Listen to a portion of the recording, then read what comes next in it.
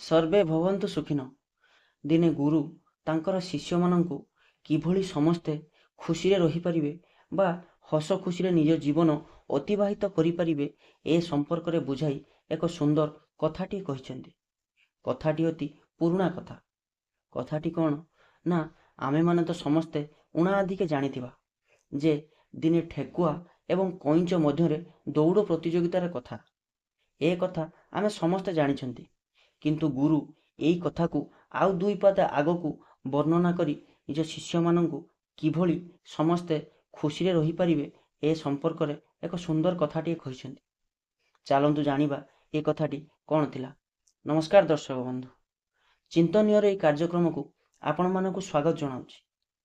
ଦିନେ ଗୁରୁ ଶିଷ୍ୟମାନଙ୍କୁ କଥା କହିବା ପ୍ରସଙ୍ଗରେ କହିଲେ କି ଦିନେ ଠେକୁଆ ଆଉ କଇଁଚ ମଧ୍ୟରେ ଦୌଡ଼ ପ୍ରତିଯୋଗିତା ହୋଇଥିଲା। ଏଇ କଥା ଶୁଣି ସାରିବା ପରେ ଜଣେ ଗୁରୁଙ୍କର ଜଣେ ଶିଷ୍ୟ ଗୁରୁଙ୍କୁ ପ୍ରଶ୍ନ କଲେ କି ହେ ମହାଭାଗ, ଆମେ ତ ଏ କଥା ଆଗରୁ ଜାଣିଛୁ, ଏ କଥା କହିବାର ତାତ୍ପର୍ଯ୍ୟ ବା କ'ଣ? ଏହାପରେ ଗୁରୁ ସେହି ଶିଷ୍ୟ ଜଣଙ୍କୁ କହିଲେ କି ତୁମେ ଏଇଆ ଜାଣିଛ ଯେ ଦିନେ ଠେକୁଆ ଆଉ କଇଁଚ ମଧ୍ୟରେ ଦୌଡ଼ ପ୍ରତିଯୋଗିତା ହେଲା।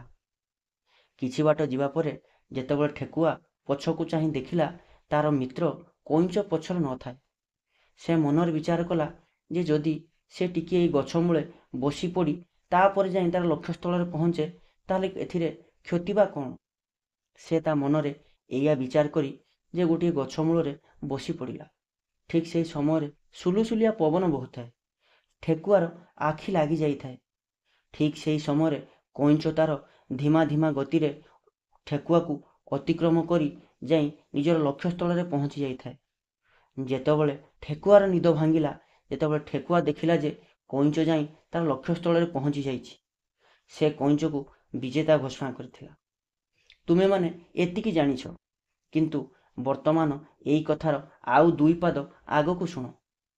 ଏ ପ୍ରସଙ୍ଗରେ ଗୁରୁ ତାଙ୍କର ଶିଷ୍ୟମାନଙ୍କୁ କହିଲେ କି ଏ କଥାର ରହସ୍ୟ ହେଉଛି ଯେ ଯେଉଁ କାମଟି ଆମେ ଧୀରେ ଧୀରେ କରିଥାନ୍ତି ସେଇ କାମରେ ଆମକୁ ନିଶ୍ଚୟ ସଫଳତା ମିଳିଥାଏ। ଆଉ ସେଥିପାଇଁ ଆମେ ଧୀରେ ଧୀରେ କରି ପ୍ରତ୍ୟେକଟି କର୍ମରେ ନିଜକୁ ଲିପ୍ତ ରଖିବା ଦରକାର। ଏ କଥାଟା କିନ୍ତୁ ଅନ୍ୟ ପ୍ରକାରର।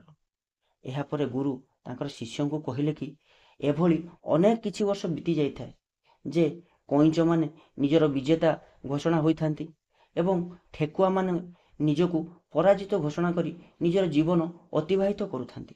ଏଭଳି ଅନେକ ବର୍ଷ ବିତି ଯାଇଥାଏ। ଦିନେ କ'ଣ ହେଇଛି ନା ଗୋଟିଏ ଠେକୁଆଟିର ଛୁଆ ନଦୀ କୂଳରେ ଖେଳୁଥାଏ। ଖେଳୁ ଖେଳୁ ଦେଖିଲା ଯେ ଗୋଟିଏ କଇଁଚ ନଦୀ କୂଳରେ ଗୋଟିଏ ଗଛ ମୂଳରେ ବାସ କରୁଥାଏ। ପ୍ରତିଦିନ କଇଁଚ ଏବଂ ଠେକୁଆ ମଧ୍ୟରେ ଦେଖା ସାକ୍ଷାତ ହେଉଥାଏ। ଏଭଳି କିଛି ଦିନ ଦେଖା ସାକ୍ଷାତ ହେବା ପରେ କଇଁଚ ଆଉ ଠେକୁଆ ମଧ୍ୟରେ ବନ୍ଧୁତା ସ୍ଥାପନ ହୋଇଗଲା। ପ୍ରତିଦିନ ଯାଇ ସେହି ନଦୀ କୂଳରେ ଖେଳନ୍ତି ଏବଂ ପ୍ରତିଦିନ ଦୁଇ ମିତ୍ରଙ୍କ ମଧ୍ୟରେ ଭଲ ବୁଝାମଣା ବି ହୋଇଥାଏ।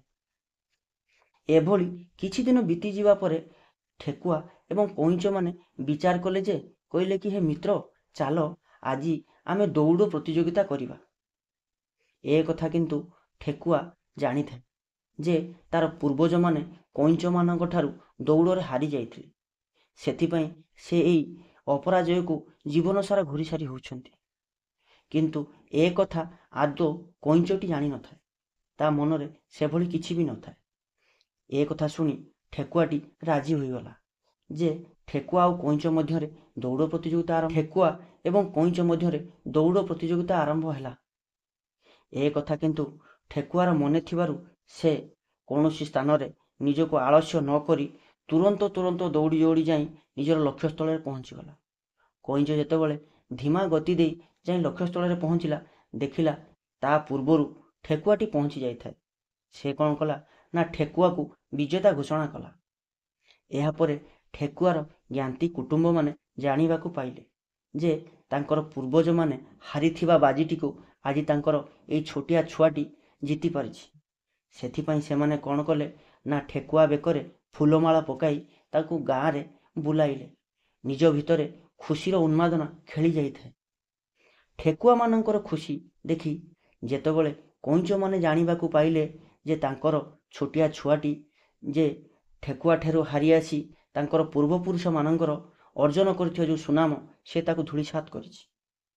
ଏଥିପାଇଁ ଯେ କଇଁଚର ଜ୍ଞାତି କୁଟୁମ୍ବ ଏବଂ ଆତ୍ମୀୟ ସ୍ୱଜନମାନେ ତାହା ଉପରେ ବହୁତ ରାଗିଲେ ଏବଂ କହିଲେ କି ଯେଉଁ ସମ୍ମାନ ଆମର ପୂର୍ବଜମାନେ ଆମ ପାଇଁ ଦାନ କରି ଯାଇଥିଲେ, ତୋରି ପାଇଁ କେବଳ ଏଇ ସମ୍ମାନ ଆମ ହାତରୁ ଚାଲିଗଲା।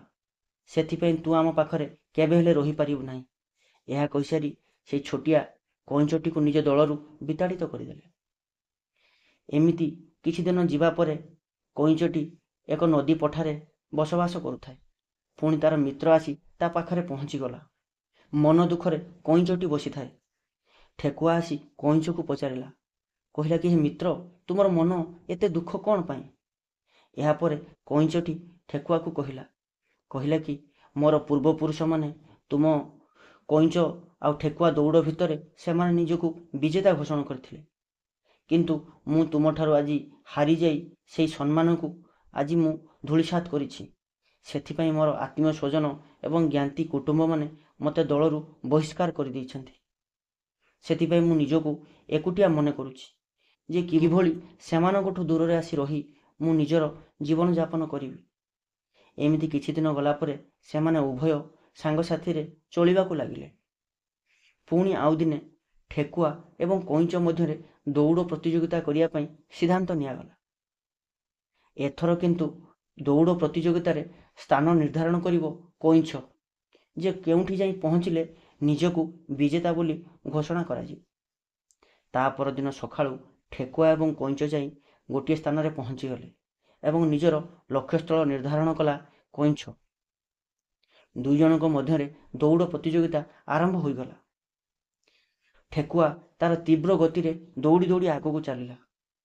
ଠେକୁଆ ଏଭଳି ଗୋଟିଏ ଜାଗାରେ ପହଞ୍ଚିଗଲା ଯେ ତାର ବୁଦ୍ଧି ଗୁଡୁମ ହୋଇଗଲା ଯେ ସେ କ'ଣ କରିବ। ଏଭଳି ସ୍ଥାନଟି ଥାଏ ଯେ ନଦୀର ପଠାକୁ ଅତିକ୍ରମ କଲେ ସେ ଯାଇ ତାର ଲକ୍ଷ୍ୟସ୍ଥଳରେ ପହଞ୍ଚି ପାରିବ। ପୂର୍ବଦିନ ରାତିରେ ପ୍ରବଳ ବର୍ଷା ହୋଇଥାଏ। ସେଥିପାଇଁ ନଦୀର ଜଳ ବହୁତ ଫୁଲିଥାଏ। ସେ ବା କିଭଳି ଯିବ ବା ନିଜକୁ ଏଇ ଜଳ ମଧ୍ୟରେ ଅତିକ୍ରମ କରିବା ତ ସମ୍ଭବ ହୋଇନଥାଏ। ସେ କିଭଳି ଏଇ ନଦୀଟିକୁ ଅତିକ୍ରମ କରିବା ପାଇଁ ନିଜ ମନରେ ଉପାୟ ସ୍ଥିର କରୁଥାଏ। ଠିକ୍ ସେହି ସମୟରେ କଇଁଚ ତାର ଧୀର ଧୀର ଗତି ଦେଇ ନଦୀକୁ ଓହ୍ଲାଉଥାଏ। କଇଁଚ ଯେତେବେଳେ ନଦୀକୁ ଓହ୍ଲାଉଥାଏ, ଠେକୁଆଟି ତାକୁ ପଛରୁ ଡାକିଲା, କହିଲା କି, ହେ ମିତ୍ର, ଶୁଣନ୍ତୁ ଟିକିଏ। ଏ କଥା କିନ୍ତୁ କଇଁଚ ଆଦୌ ଶୁଣିଲା ନାହିଁ। ସେ ନ ଶୁଣିଲା ଭଳି ଆଗକୁ ଆଗକୁ ଚାଲିଥାଏ। କିଛି ସମୟ ପରେ ଆଉ ଥରେ ଠେକୁଆ ତାକୁ ଡାକିଲା, କହିଲା କି, ମିତ୍ର, ଏ କଥାଟି ତୁମ ସପକ୍ଷରେ ହେବ ନିଶ୍ଚୟ। ଠେକୁଆଠାରୁ ଏ କଥା ଶୁଣି କଇଁଚର ମନ ପରିବର୍ତ୍ତନ ହୋଇଗଲା ଏବଂ ତା ପାଖକୁ ଗଲା। ହେ ମିତ୍ର, କ'ଣ କହିବାର ଅଛି କୁହ। ଏହାପରେ ଠେକୁଆଟି କହିଲା କି, ଯଦି ଆମେ ବନ୍ଧୁତା ସ୍ଥାପନ କରି ନିଜ ନିଜ ଭିତରେ ଏଭଳି ପ୍ରତିଯୋଗିତା କରନ୍ତି, ତାହେଲେ ଏହା ଆମ ମିତ୍ର ପାଇଁ ଶତ୍ରୁତା ଆଚରଣ ହୋଇପାରେ। ସେଥିପାଇଁ ଆମେ ଆଜିଠାରୁ ଆମେ ଦୁଇ ଜଣ ପରମ ମିତ୍ର ହୋଇ ନିଜର ଜୀବନଯାପନ କରିବା ଦରକାର। ଯଦି ଏଇ ନଦୀରେ ମୁଁ ତୁମ ପିଠିରେ ବସି ଅତିକ୍ରମ କରିଯାଏ, ତାହେଲେ ତୁମେ ଆର ପାରିରେ ମୋ ପିଠିରେ ବସି ନିଜର ଲକ୍ଷ୍ୟସ୍ଥଳରେ ପହଞ୍ଚି ପାରିବା। ଏପରି କଲେ ଆମେ ଦୁଇ ଜଣ ବିଜେତା ହୋଇପାରିବା। ଠେକୁଆଠାରୁ ଏ କଥା ଶୁଣିସାରି କଇଁଚ ମନ ପରିବର୍ତ୍ତନ ହୋଇଗଲା। ସେ ତତ୍କ୍ଷଣାତ୍ ଠେକୁଆଟିକୁ ନିଜ ପିଠିରେ ବସାଇ ନଦୀ ଅତିକ୍ରମ କଲା ଏବଂ ତାପରେ ଯେତେବେଳେ ନଦୀ ପାରି ହୋଇସାରିବା ପରେ ଠେକୁଆ କଇଁଚକୁ ନିଜ ପିଠିରେ ବସାଇ ନିଜର ଲକ୍ଷ୍ୟସ୍ଥଳରେ ପହଞ୍ଚିଗଲେ। ଦୁଇ ଜଣ ଲକ୍ଷ୍ୟସ୍ଥଳରେ ପହଞ୍ଚି ସାରିବା ପରେ ଦୁଇ ଜଣଙ୍କୁ ବିଜେତା ବୋଲି ଘୋଷଣା କଲେ।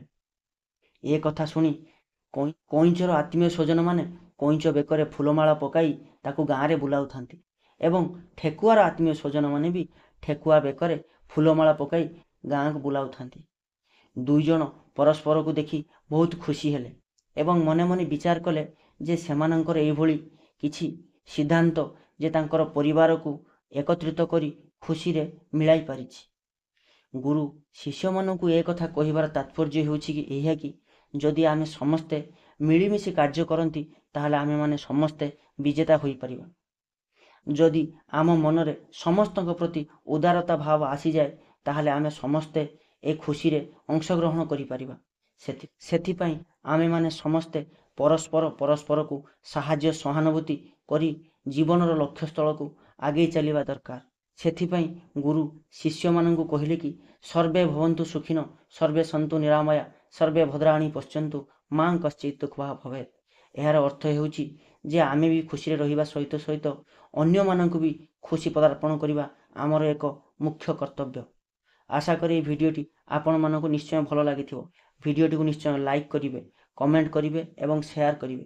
ଦେଖା ହେବ ଆଗାମୀ ଭିଡ଼ିଓରେ ଏଇଭଳି କିଛି ହୃଦୟସ୍ପର୍ଶୀ କଥା ସହିତ। ଧନ୍ୟବାଦ।